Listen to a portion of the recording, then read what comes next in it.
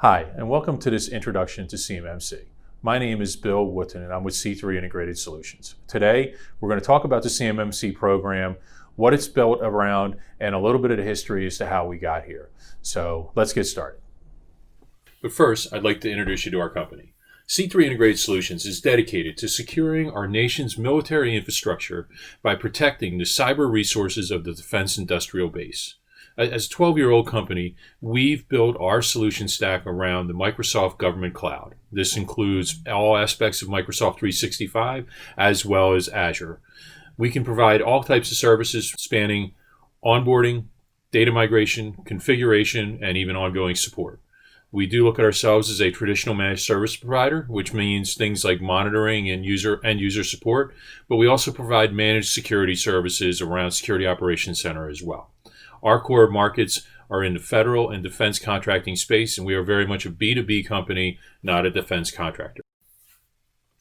With respect to the Office 365 platform, we have been selling, deploying, and supporting Office 365 since its inception in 2011. We have over 200 customers under management, and we are one of the original 5 Microsoft partners authorized to sell GCC High to businesses without an enterprise agreement. We consider ourselves a leader in this space as we are the first company to offer GCC High backup with our partners at AvePoint Public, as well as offer truly hosted voice services in GCC High with our partners at Call Tower. This past year, we are honored to be named to the 2020 Inc. 5000 list of America's fastest growing private companies. So let's talk about why we are doing this. Why is there a need for CMMC, and what is causing this entire program to be developed and built? And really, it starts with something we all know today.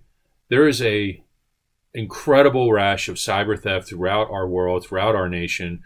Every year, the United States loses $60 billion of economic value due to cyber theft every year. And as you might expect, even more so than private industries and private people, the nation overall and our defense industry is a prime target for both individual hackers, organized crime, and especially nation-state hackers. This has been going on for a long time. It has been a severe problem. A couple years ago, there was a reported hack of China hacking a naval contractor that secured a treasure trove of highly sensitive data. It really impacted our submarine warfare. The Wall Street Journal posted just a couple of years ago about another completely separate attack. And even just a few months ago, a defense contractor was attacked and they were knocked offline by a ransomware attack. These are just a couple of examples. This has been historically a really difficult problem that the government and the industry has really struggled to get their hands around. Now, there are things in place today that set the framework and set the foundation for what is going to happen with CMMC. And the first thing to talk about is what is the type of data we are talking about. And it generally falls into a couple of categories. There's federal contract information, which is essentially the information built around a contract. And then there's controlled unclassified information, and that's really going to be the key part of this whole conversation. Controlled unclassified information is information that is not classified, so it's not confidential or secret or top secret, but it is not available or not intended to be publicly released. So things like PII information, HIPAA information, technical designs and drawings, designs that may fall under export control, all kind of come up under the umbrella of CUI. The Defense Department also has a similar classification called Controlled Defense Information, which for the purposes of this conversation we'll treat as the same as CUI. Now, there's been a lot of work up until now over the past 5 to 7 years about trying to get contractor information protected. Most of this legacy protection is based off the NIST 800-171 standard, which in itself is derived from the NIST 853 standard. That 853 standard is the standard that all government agencies, all federal government agencies use as the benchmark for their own cybersecurity posture. The NIST 800-171 was a intentionally written, watered down version of 800-53 that contains about 110 controls. This can be anything from controlling the data you post on public websites to how you govern access control and device management in your environments, how you search for and identify potential sources of data breach, as well as things like training, private security, those types of things as well. So it covers almost everything possible relative to cybersecurity. Now, from a contractual standpoint, there are two clauses that really drive how these standards apply to individual contracts within the government. The FAR clause, 52.204.21, is what federal civilian agencies use to maintain a very minimal baseline of security for contractors. There are 17 of those 110 controls are as part of the FAR, and that's kind of the standard, the contractual obligation for those in the civilian space. In the defense space, DFARS 252.204-7012 is the guiding clause for contractor cybersecurity. This is the contractual obligation that if you have this clause in your contracts and you are holding CUI data, if you store, process, or transit CUI data, then this clause applies to you. So when we look at the DFARS clause and we try to explain how it works, the keys are that it requires a contractor to provide adequate security for all covered information systems. A covered information system is a system that holds CUI. So storing, processing, transiting CUI data becomes a covered system. Everything that is involved with that system then falls under the requirement. Now, when we look at DFAR 7012, within the clause itself, there is kind of a left or a right turn. That left turn is for systems operated on behalf of the government. So if a contractor builds an app that is really a government app and it's run in what would normally be the government running that application, that's how that applies. And there's a whole different set of clauses that apply to that. What we're concerned with is the covered systems that are not operated on behalf of the government, which loosely translates to a contractor's internal IT systems. Now, there are three principal pieces to the DFARS clause in this area. The first is all covered systems must comply with NIST 800-171, the standard we talked about a couple of slides ago. The second is that any external cloud service providers must meet the equivalence of FedRAMP Moderate. FedRAMP Moderate is the program for government applications, whole different level of conversation we won't dive into too deeply here. And then finally, there are clauses C through G. And what C through G does is it builds upon 800-171, which is built around the NIST cybersecurity framework of detecting, protecting, responding to threats.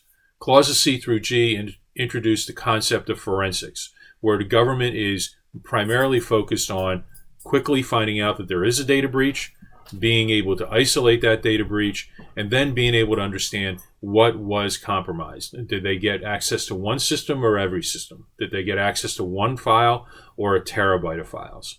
And this is the construct that we've been operating on for 3 or 4 years now with the DFARS 7012 clause.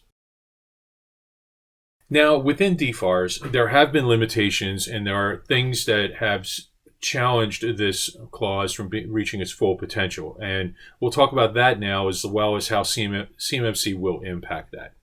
First off, CUI within the DFARS construct is one size fits all. So less sensitive information is treated the same as maybe some sensitive designs of a military component. And this just becomes unwieldy from a management and administrative standpoint. Secondly, there is a self-attestation component to DFARS 7012. Contractors get to decide and interpret on their own how much they have done and how well they have complied with this rule. As a result, there is also no enforcement. Without the context of a breach or an investigation, there has been no ability for the government to validate or ensure that contractors are doing what they should do to meet the 7012 requirement. And finally, this has led to a competitive imbalance. Companies that have made the right investments, that have spent the money, that have secured their systems, can quite frankly find themselves with a higher base of cost of operations than a company that maybe sort of cuts the rules, maybe doesn't do everything they could, but still makes that same attestment. And this has created some other problems within the industry. Now with CMMC, there's going to be some changes that are really going to help fix these problems. First, there's 5 levels of maturity. So now, from a DoD perspective, there's an opportunity to determine what types of information require basic level of security, what types of information require complex and detailed and the most advanced security. Next, instead of self-attestation, there will be audits by a certified third-party auditing organization. These companies will be trained by the CMMC Accreditation Board, and they will have the power to go in and do assessments and audits and determine whether or not a contractor has done what they should to meet CMMC requirements. From an enforcement standpoint, any contract that includes the CMMC language will need to have awardees certified at the time of award. Contracting officers need to check a database to validate that the company that they are awarding the contract to has met the criteria and is certified at the level according to that contract. And ultimately, this levels the playing field. This now puts us in a place where all organizations need to make the investments to come up to speed to meet the requirements and secure their data. So now that we've laid the groundwork, let's talk more about CMMC. CMMC will be rolling out as of November 30th on 2020, and we'll be doing a separate presentation that will really drill into the DFARS interim rule, which is the vehicle that will be implementing CMMC. For the purposes of this conversation, though, it's important to understand that all defense contractors will need to be certified.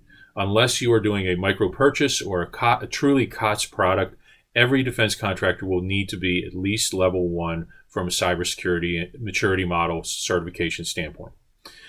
Also, it's important to understand that this is not just a DoD program. The DoD is leading this effort. They are completely in charge of it at this point, but other organizations, other agencies are very closely looking at how the DoD rolls out CMMC, and there is a pretty wide expectation that they more than likely will follow suit at some point.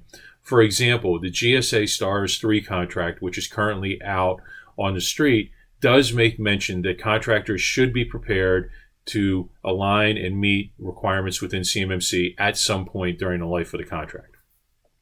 Now, these next couple of slides I've actually borrowed from the CMMC pitch program, and I've done that consciously because I think they really illustrate very clearly what is happening within CMMC.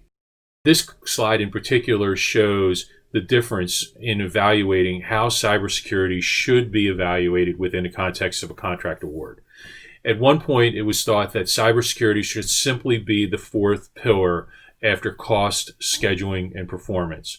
And this was rejected by the DoD specifically because cybersecurity is non-negotiable. Rather, the idea is that cost, schedule, and performance are only effective in a secure environment. Now, within CMMC, there will be 5 levels, and each level aligns with the following focus. Level 1 is a basic safeguarding of federal contract information. Level 2 is a transition step into CUI, and actually is intended probably to never be used in a contract award. It is merely a bridge from 1 to 3, where at level 3, a contractor actually is storing, processing, or transiting CUI data. And that is the one that we are going to see the majority of people who hold government data are going to need to align to. Levels 4 and 5 are reserved for much more advanced, much more sophisticated, much more sensitive data. There's really a little information on that at this point as to quantifying or being able to direct and point to exactly what type of information is going to be a part of levels 4 and 5. So when we look at CMMC, we can show and see parallels to the existing systems that are in place today. For example, Level 1 only addresses the practices from FAR Clause 52.204-21. So essentially, Level 1 embeds the practices that are in place today for civilian contracts. Level 3 is essentially NIST 800-171 plus about 20 controls that were developed and used to enhance what the current requirements are. And then Levels 4 and 5 are essentially NIST 800-171 Bravo, the subset release for more advanced requirements. When they built the CMMC requirements, They also looked at other sources, such as the ISO standards, the UK Cyber Essentials, Australia's Cybersecurity Essential, and several other models around that to understand where there might be gaps within this NIST-bound framework to be able to enhance and improve upon what CMMC is trying to accomplish. Now, when we look at CMMC and we look at the requirements across the NIST and the reference requirements that have always been in existence, it's also to understand that there's a mirrored component or a second component of CMMC that is within the practices themselves, the processes. So while NIST would require you to, say, have a mobile device management policy in place, the process side of things, as you go through levels from performed to documented to managed, require the policies and procedures to be in alignment with the technology. So at level 1, you may simply have an access control system around usernames and passwords. In level 2, you may have a policy that says every user that logs onto a system must have a username and a password. But at level 3, those things must be able to be integrated, and you must be able to show that they are working hand in hand and your policies are actually doing what you are practicing. And then this gets more and more sophisticated as you go through levels 4 and 5. Now, within the controls throughout CMMC, they also get broken down into a set of domains or capability domains. These are all subsets of the requirements that focus in specific areas. So, for example, access control governs how our system's accessed, what are the procedures in place, what are the policies in place to prevent unauthorized access. While CMMC is a DoD-sponsored program and it will be embedded in the DoD contracts, the program itself will actually be managed and supported through the CMMC Accreditation Board. Its mission is to establish and oversee a qualified, trained, and high-fidelity community of assessors that can deliver consistent and informative assessments to participating organizations within the CMMC program. This body is intended to be more nimble than a government agency would be, and it is set up as a non-profit organization so that there are no profit motives and there are no market motives throughout this. So let's talk for a minute about where contractors should start in their overall CMMC compliance journey. Generally speaking, there are two types of contractors when we look in our client base. First off, there are mature contractors, and by that I mean that they have invested in cybersecurity, they've invested in IT, they've probably already virtualized some of their environment into the cloud, and they typically will have processes in place and possibly even related certifications such as ISO standards.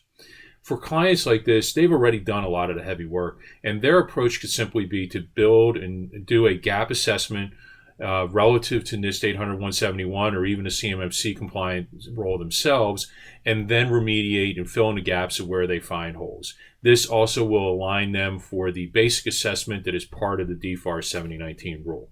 For immature contractors, we kind of characterize these as folks who typically have outdated IT systems, have probably not virtualized to the cloud at all. They typically have no written documentation and have not pursued any other certifications around cybersecurity or IT performance in general. Clients like this, a gap assessment really doesn't work simply because they already know that they're going to fail miserably, to put it bluntly. Companies like this typically will just start off with a pure technology refresh, get systems up to standard, buy the IT systems they need, apply to security systems that they should have, and then from there write the policies around the deployed technology so that they're integrated by day one. At that point, a gap assessment makes sense and they can then move on to any remediation. So as we wrap up the presentation today, I do want to talk about that. This is part of an educational series around CMMC Readiness Program that we'll be launching in the beginning of December. The next videos in this series will present the DFAR's interim rule, and then we'll start to talk about how you can achieve compliance through services such as Microsoft 365, GCC High, and surrounding capabilities along that.